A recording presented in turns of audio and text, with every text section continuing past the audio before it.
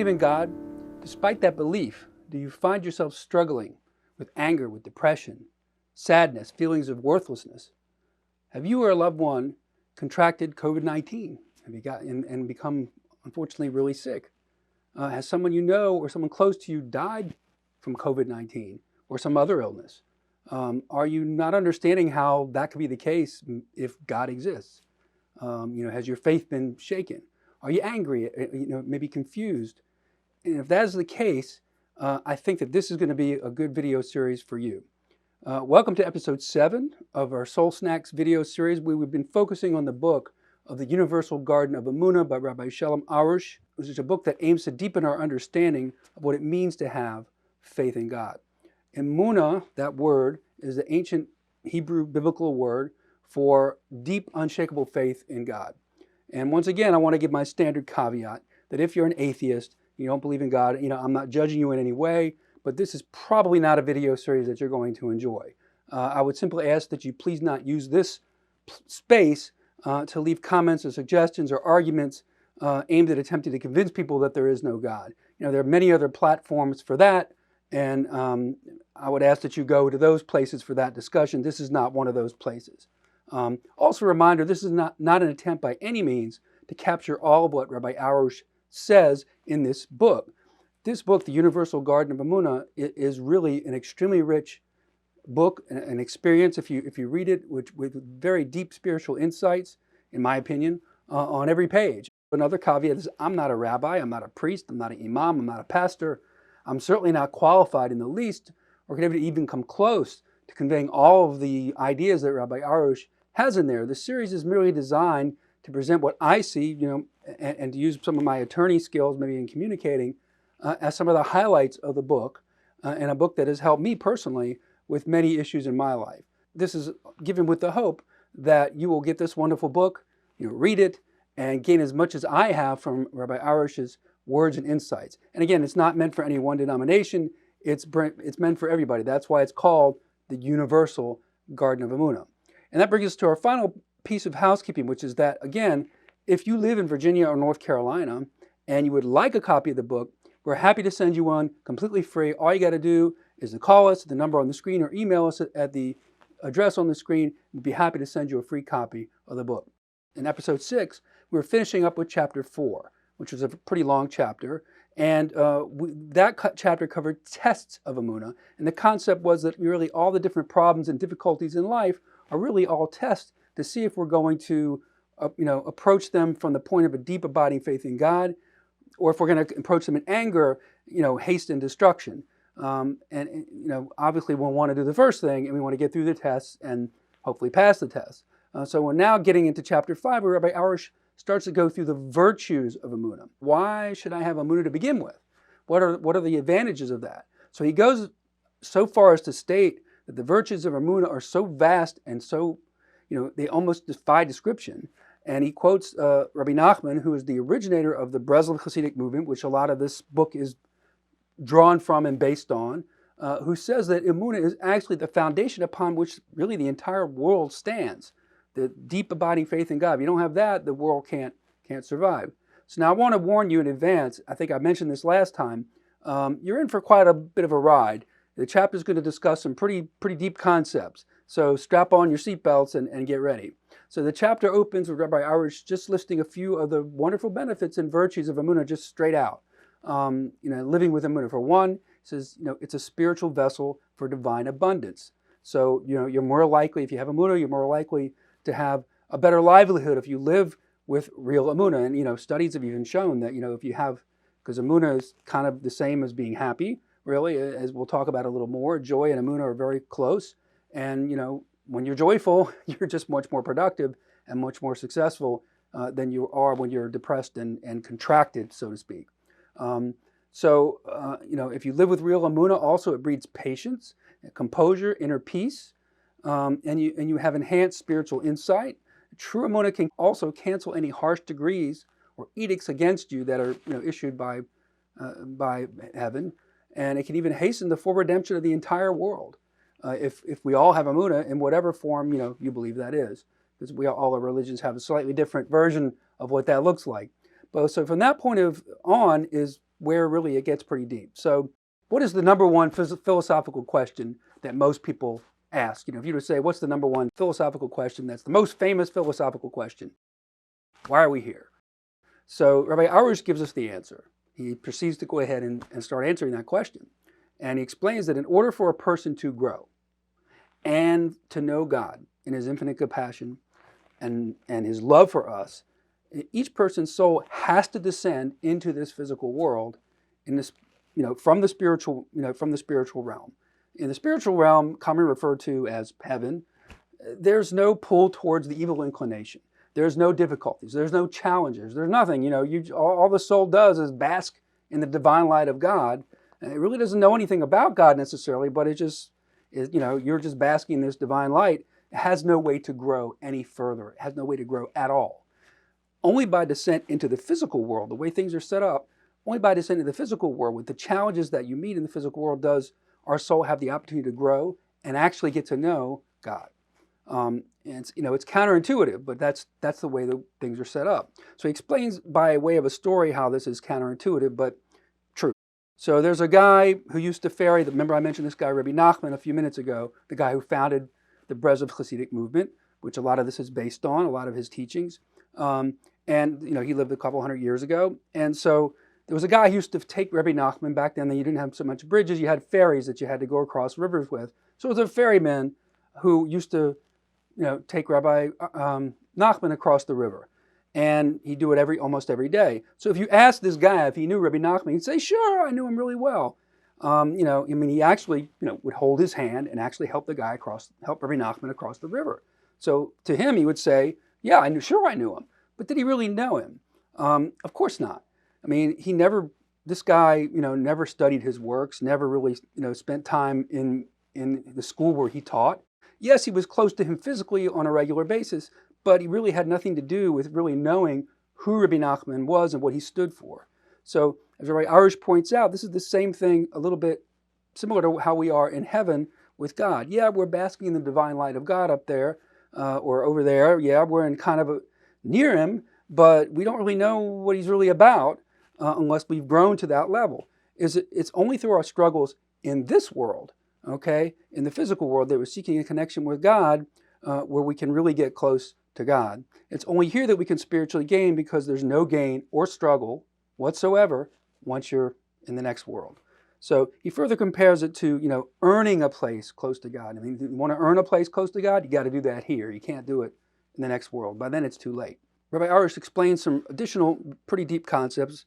These concepts are the layers of concealment of God in this world, of the spiritual light in this world.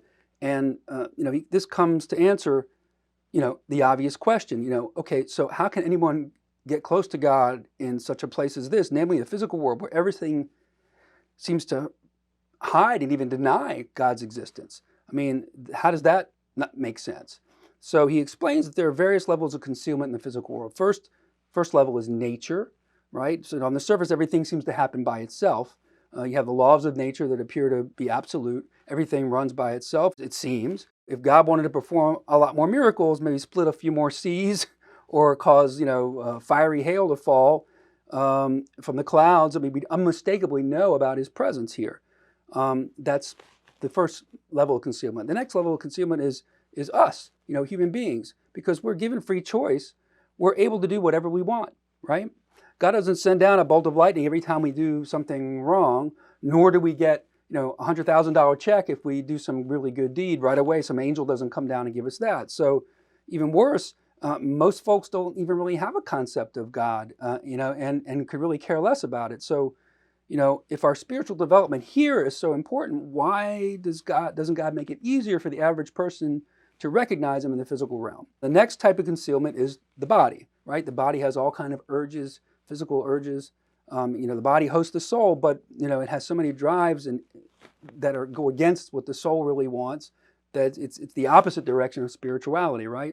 So that's another level of concealment. The fourth type of concealment are the trials and tribulations that we all have in this world, and all the horrific tragedies that occur. How many times have we heard people say, how can there be a God when there's so much suffering in the world? That's a thing that you hear many people say over and over again, especially atheists. How could it be possible? And that's a legitimate question indeed. And why couldn't God have made it easier on us without all the disease, the accidents, the disabled children, the terrorists, just to name a few? How are we supposed to get to know God when there apparently seem to be so many signs that he's absent from the world?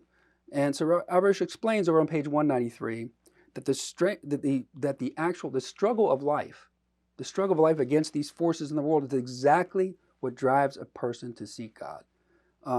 He says to imagine you're 100% healthy, you have everything that you want, everything you possibly want, all the money you could possibly want, you're successful in everything you do. Everybody looks up to you. Is this considered a blessing in our tradition? Okay, in our tradition, the Jewish tradition, really, no, it is definitely not considered a blessing.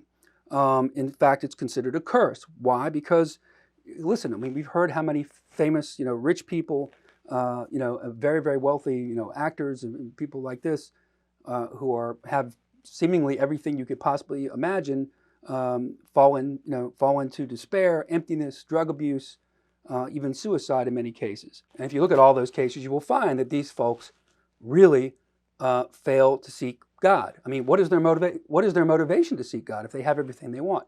They don't have any.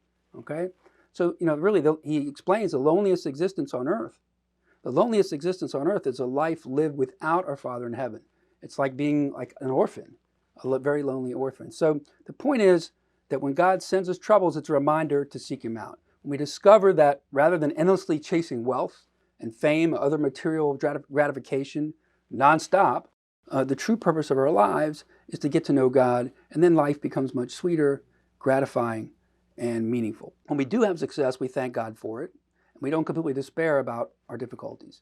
Now, Rabbi Arush notes over on page 194, we begin to develop awareness that our environment in the physical world is God's way of talking to us, trying to correct our behavior.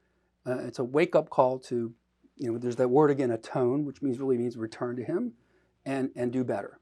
So what he's saying, I think, is if you seek out God, you begin to develop this spiritual antenna, so to speak, and you're going to be more receptive to the messages God is trying to convey to you in your everyday environment, your everyday dealings in life.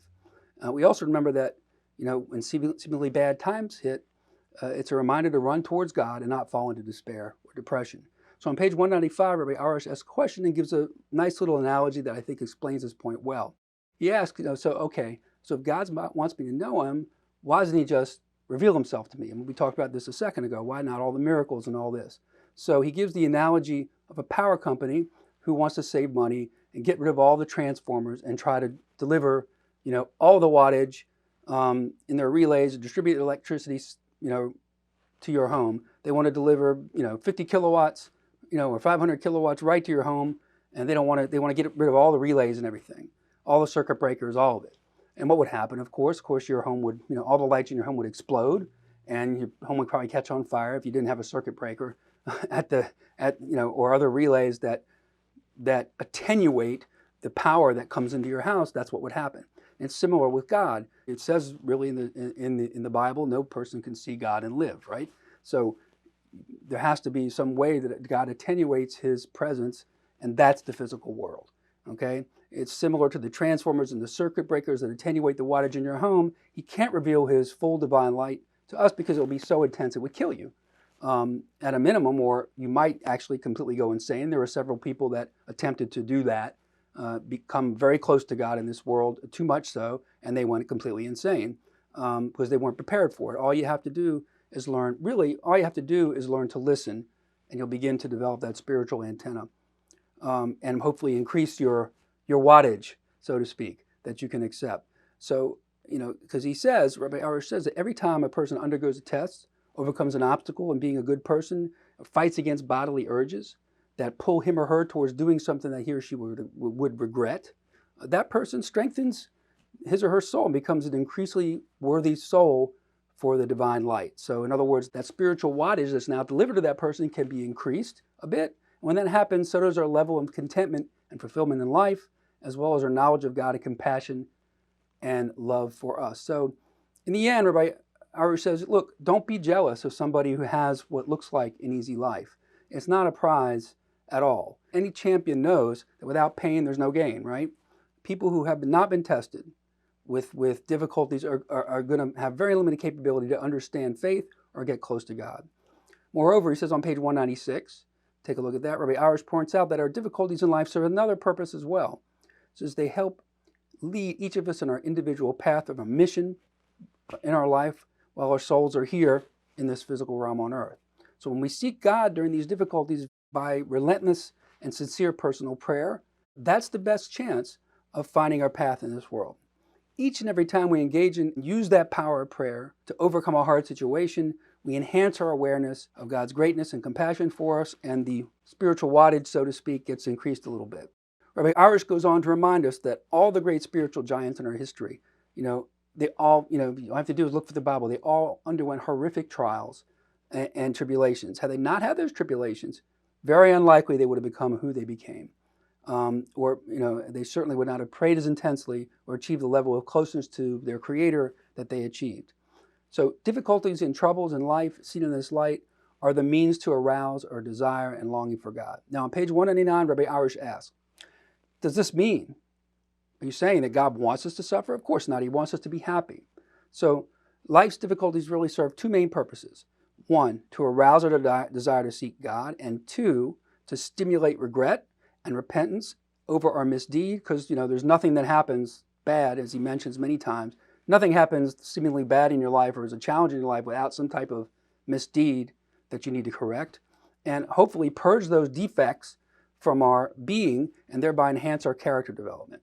So he notes that if we were always successful at every single thing, we would become smug, we'd become arrogant, and we wouldn't be seeking to correct any of these flaws or misdeeds. In other words, we would not be happy. So in a roundabout way, that's a way of saying that really this is all designed to make us truly happy in the way that, not the way that Western civilization views happiness. Most of the view of happiness in Western civilization is toes in the sand, on the beach all day long, with a tan, with lots and lots of money and lots of whatever, other things you can imagine. That's not really true happiness. That's a temporary thing. That's a flash in the pan. Not to say, those things are necessarily bad from time to time, but most people's vision of life is that's the ultimate. True happiness, closeness to God on a permanent basis, that doesn't breed that. So Rabbi Arush notes what I think is a great truth on page 199 that I think we can all internalize, and I think I'll paraphrase here. And I think it sums up a lot of what is in this chapter. And that's simply this. If we had everything we wanted, we'd really have nothing. I'll say it again. If we had everything we wanted, we'd really have nothing, right? So he goes on to note that the joy and life are really synonymous. And if it's a life lived with Emunah, right? Without Emunah, the smallest problems send the person without Emunah into despair, sadness, and depression. Without Emunah, worry, stress, confusion, anxiety, self-persecution, those are the dominant forces in your life. I mean, isn't that the world we live in right now for many people? I mean, I'm recording this video in the beginning of January 2022. Right now, many people, this pandemic has been going on for coming up on 3 years now, right? And it's seemingly never ending. The media is constantly terrifying us with reports of increasing infection rates, hospitals filling up. We see people in some countries whose rights have been almost completely stripped from them, seemingly, because in the name of public health and public safety. Very scary stuff. And this stuff can drive you crazy, or you can have Emunah and sort of use it as an opportunity to grow closer to God. On page 200, Rabbi Arush mentions the Amalekites. Okay, who are the Amalekites? They're the arch enemy of the Jewish people. It's also another nickname for the evil inclination. Their main weapon was a simple word called doubt. Okay, doubt of Emunah, doubts about God. Okay, and as you succumb to such doubts, you weaken your connection with God.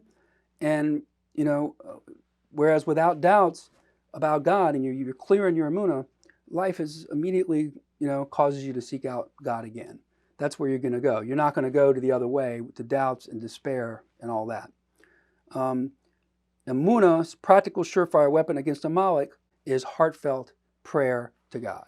Okay? And Rabbi Arush gives another little story to enhance our understanding as to why the real purpose of our lives is spiritual growth and knowledge of God. It's a story of a child who came near death's door and came back. Today they call this NDE, or near-death experience, right? So the father of this child who had this NDE was a very holy man. And he asked the child what he saw at the threshold of the next world. And the child said he saw an upside down world. He said, people that were low were high, and people that were high were low. And the father told him, actually, son, you saw a very clear and accurate picture of the real world, right? So what he meant is that in this world, there are so many who have fame and fortune, held in such high esteem, these cultural icons that we look up to, but it's really all an illusion. There are other people who are humiliated, who are persecuted, and we've never heard of these people. I mean, it could be a street sweeper, a grave digger, and if those people have used those opportunities properly and strengthened their emunah and their faith in God and become close to God, in the next world, they're at the top. And these people that are cultural icons, for the most part, they're going to have the nosebleed seats if they're in the stadium at all. Okay, the people that are have strengthened their emunah that you've never ever heard of, those are the people that have the front row seats. At the end of the chapter, Rabbi Arush sums it all up, and I'm going to take the liberty of updating a little. It says, given everything that's been discussed in chapter 5, it should be clear the bulk of your efforts in life should be towards developing your emunah. Everyone's crazy now, with this Bitcoin, the NFTs, blockchain, even this Dogecoin, all these digital currencies, and ways to invest. And I'm not saying what you should invest in or not invest in, but, what's clear is Rabbi Arush makes clear that your number one investment in life should be in developing emunah, right? And the most happy, because the most happy people in the world are the people who develop true emunah, and there's no doubt about that. So in the next chapter, Rabbi Arush is going to talk to us about emunah and emotions, and we'll be jumping to that chapter in episode 8, God willing. I hope you enjoyed this video and you gained spiritually from it. Again, if you live in Virginia, North Carolina, like a free copy of the book, please don't hesitate to call us on the number on the screen or the email us at the address there. Be happy to send you a book. In the meantime, may God bless you and your family. Have a blessed day. Joe Miller out.